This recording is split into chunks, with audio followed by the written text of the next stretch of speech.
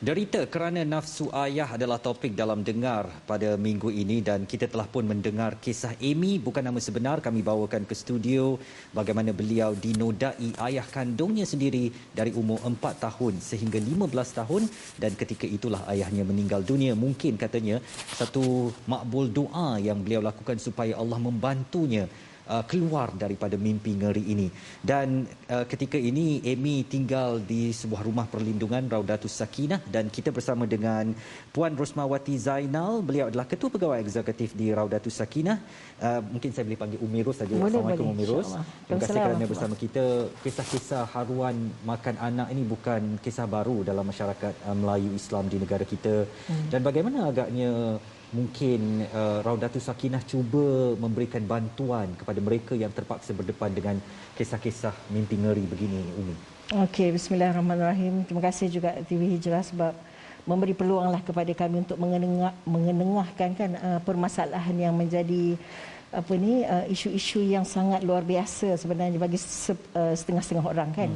Sebenarnya bila datang kes pada Raudatus Sakinah pada tahun 1998 tu sangatlah berbeza dengan apa yang ada hari ini. Yang terhidang kepada kita hari ini ni kes-kes yang sangat mendebarkan, yang sangat kadang-kadang menakutkan diri kita. Nak percaya pun macam ya ke, betul ke? Macam kes Amy yang ada ni kita pun rasa Amy mula bertemu dengan saya sebab dia tulis email.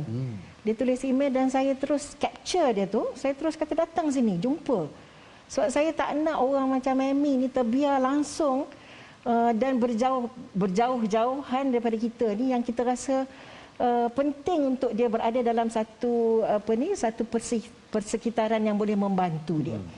Jadi kalau kita tengok seperti mana Amy ni ada kes-kes yang sangat lebih menakutkan daripada apa yang berlaku pada dia hari ini.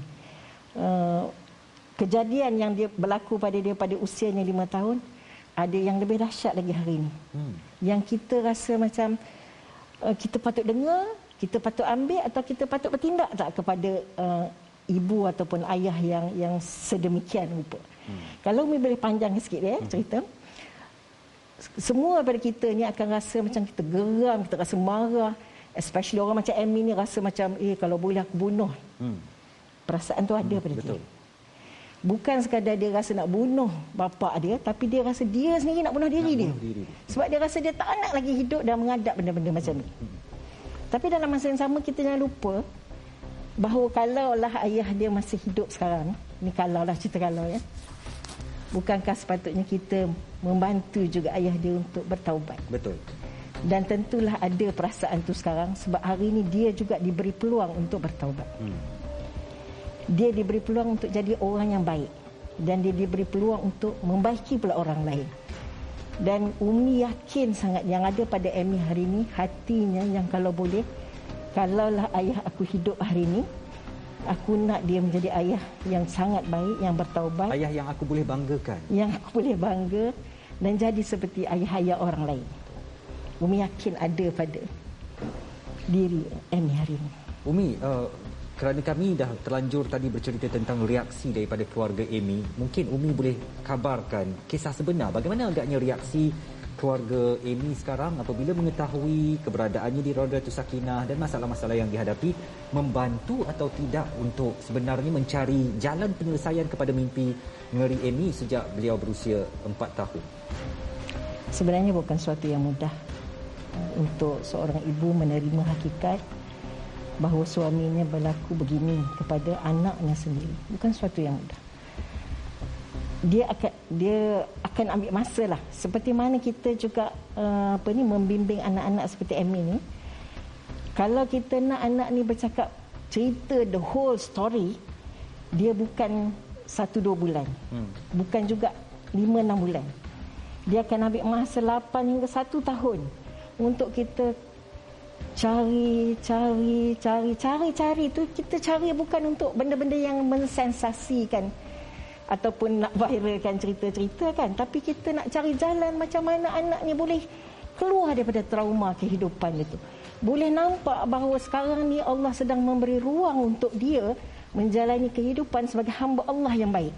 Di mana tu? So dia punya masa tu dia akan ambil masa yang panjang. Apatah lagi seorang ibu ataupun isteri kepada ayahnya ni kan, yang kata takkan sangguplah suami aku tu buat macam tu.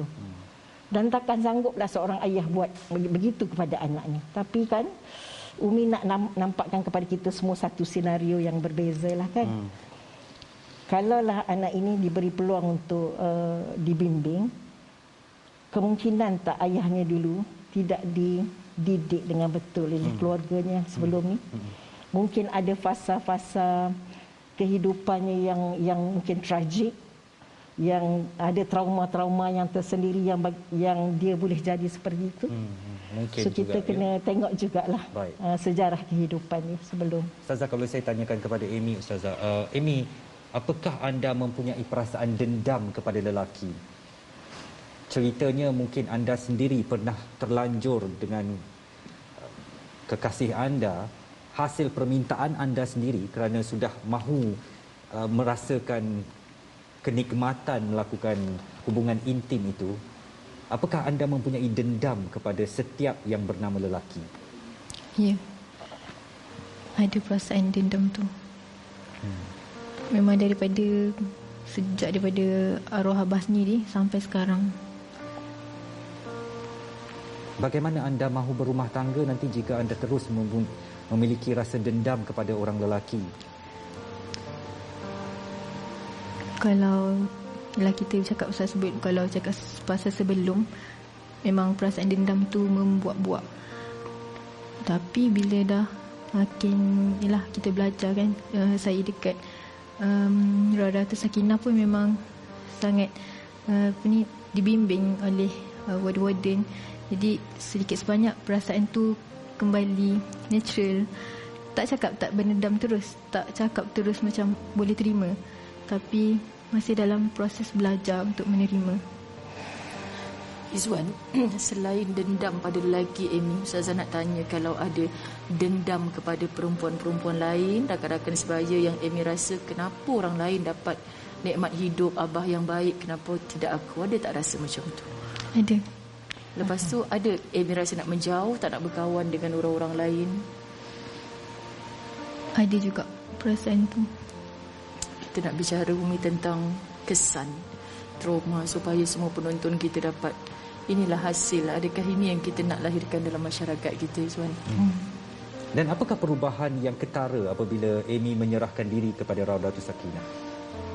Perubahan yang ketara daripada dalam diri saya sendirilah. Bila saya buat nekat untuk datang RS, dalam fasa yang saya rasa macam saya dah tak nak hidup, saya rasa nak baik aku mati je. Aku rasa dah tak ada jalan keluar dah untuk aku.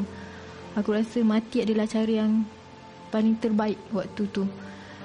Tapi bila dah datang RS, saya rasa Allah bagi saya peluang kedua untuk saya teruskan kehidupan saya. Kalau sebelum ni mungkin saya tak nampak pun masa depan saya tu ke mana. Saya rasa hidup saya dah tak terarah. Tapi bila saya rasa perubahan tu, bila saya rasa saya dah nampak jalan keluar, saya dah nampak cahaya untuk saya meneruskan hidup saya. Saya dah tak fikir dah nak mati. Saya dah nampak hala tuju hidup tu.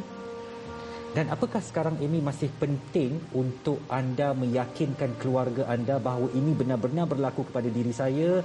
Tolonglah percaya kepada saya setelah ayah telah pun meninggal berapa lama, dan mungkin saja keluarga pun tahu tapi tidak akan melakukan apa-apa. Apakah masih anda mahu mereka percaya dan tolonglah dengar apa yang anda mahu katakan ini? Saya rasa sangat perlu, sebab bila saya keluar, orang yang akan berada di samping saya adalah keluarga. Jadi bila diorang tak percayakan saya, bila diorang masih tak terima tentang kenyataan ni, so macam mana saya nak minta support daripada diorang? Mungkin sekarang saya rasa saya kuat sebab ada orang-orang yang bimbing saya. Saya ada Umiro, saya ada warden, saya ada kawan-kawan sekeliling. Tapi bila saya dah kembali ke pangkuan keluarga, macam mana saya nak teruskan kehidupan saya kalau keluarga sendiri tak dapat nak terima benda tu? Jadi kepada siapa pula saya nak mengadu? Jadi saya rasa sangat penting untuk keluarga saya tahu, untuk diorang tu lindungi saya sendiri. Umi, saya masih belum boleh, kata orang belum boleh brain lah ya. Memang kenapa agaknya keluarga ni nak menjaga maruah keluarga, sedangkan Masya Allah. Anaknya sendiri yang terpaksa menanggung semua ini kan. Yang dia pentingkan itu apa? Pak Mail hujung kampung cakap kepadanya, Tok Siak pandang pada dia kan. Sebab tu saya tak boleh nak. Zuan, dia bukan suatu yang mudah. Bukan suatu yang mudah. Sebab tu di Raudatul Sakinah ni, sekiranya anak ini diambil, diterima masuk ke Raudatul Sakinah, kita ada satu syarat ketatlah, di mana ibu ayah ataupun keluarga penjaga ataupun penjaga kepada anak-anak ni mesti bersama dengan kita pada setiap perbincangan. Mesti. Sebab kalau anak-anak ni di tempat di Raudatul Sakinah, kesilapan mereka ini bukan 100% mereka.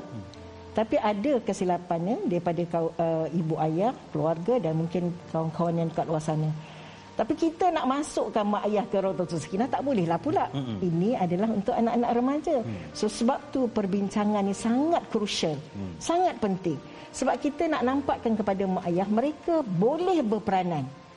Kita tak boleh dengan mak ayah ni, kita tak boleh nak cakap oh ni salah begini, ni salah begitu. Tak sama macam kita bercakap dengan anak-anak. Sebab orang yang dewasa ni susah nak admit kesilapan.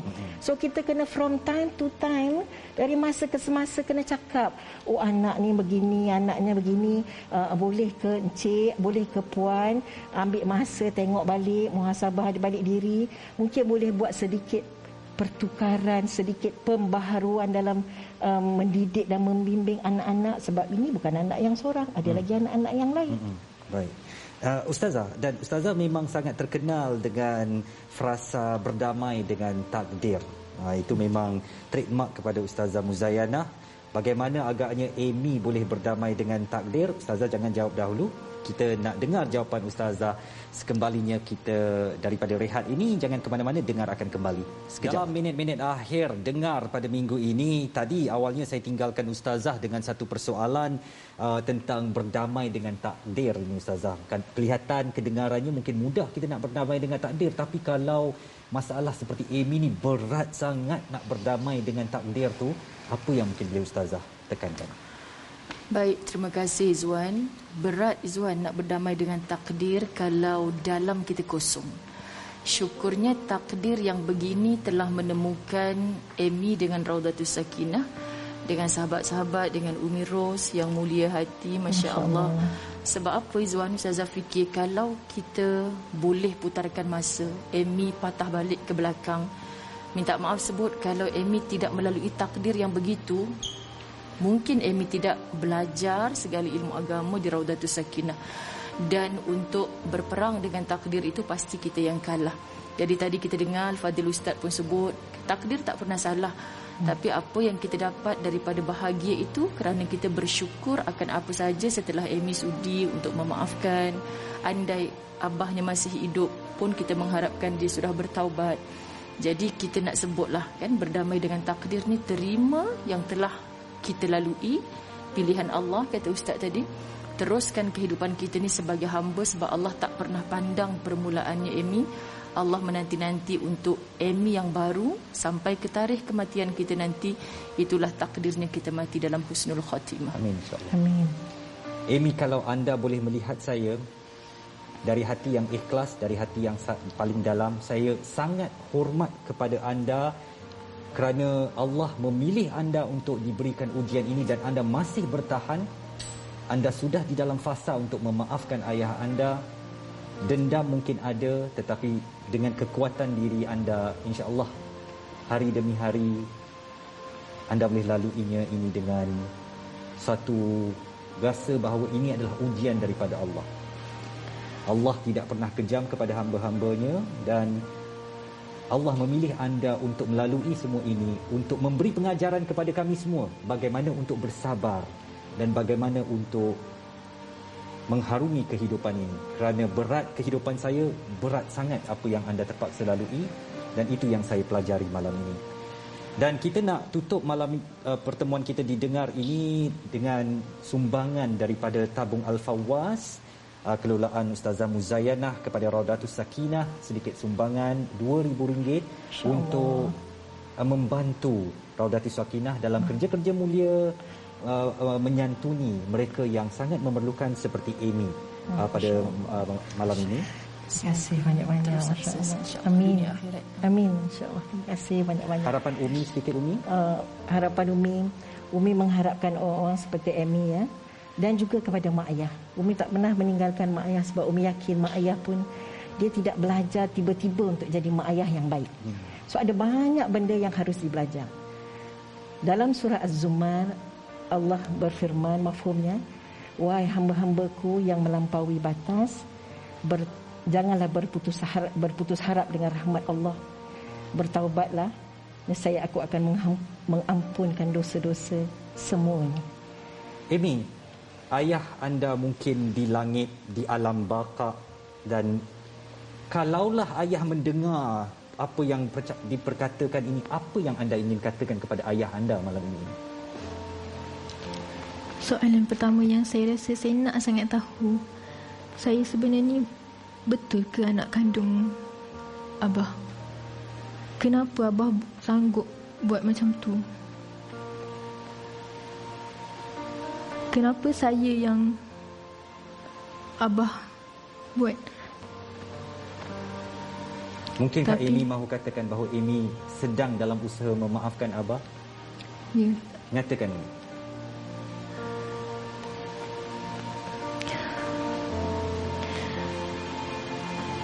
Saya terima apa yang Allah takdirkan untuk saya. Saya cuba untuk belajar terima dan cuba untuk hidup dengan keadaan saya. Saya memaafkan Abah. Cuma saya harap kalau dapat diputarkan kembali waktu tu, saya harap benda ni takkan berlaku. Sayangilah saya ni macam mana seorang abah patut sayang ke anak dia. Manjakan saya dengan belayan manja seorang ayah kepada anak, bukan belayan manja sebagai orang yang nak puaskan nafsu abah. Saya doakan mudah-mudahan Allah meninggikan darjat anda, Amy, dan diberikan kesenangan dalam jalan hidup anda yang seterusnya. Ustazah, kita dah sampai ke penghujung pertemuan kita pada malam ini. Satu malam yang memang berat untuk kita hadapi, tapi inilah realitinya. Daripada Ustazah Muzayyanah dan juga semua kru produksi, kami mengucapkan terima kasih atas perhatian anda. InsyaAllah kita berjumpa lagi minggu hadapan. Saya Izzuan Azir Saleh. Assalamualaikum dan selamat malam Malaysia.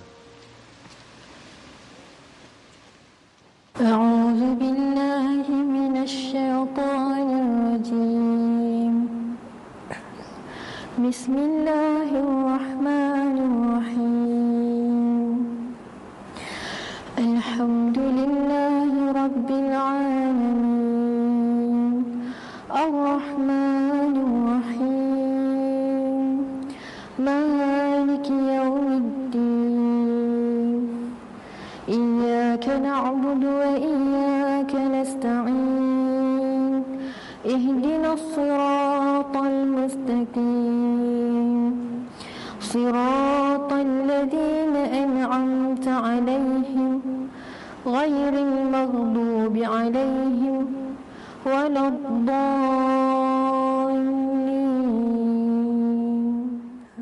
Dengar akan ada sinarnya, dengar fitrah hidup yang fana.